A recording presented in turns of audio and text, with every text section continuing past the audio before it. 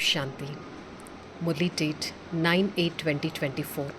ఈరోజు మురళి యొక్క స్వమానం, నేను ఆత్మ సదా అధికారిగా ఉంటాను.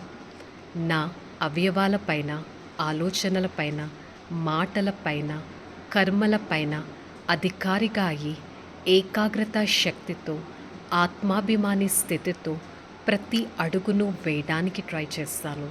నేనొక బ్రాహ్మణ ఆత్మను, నేనొక అధికారి ఆత్మను. I, the soul, always try to act like a owner.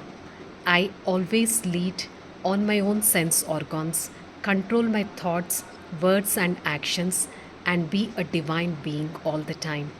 Hey, Father, thank you so much for making me and realizing me like a owner. And I try to follow your path and be a divine and merciful personality all the time. Om Shanti.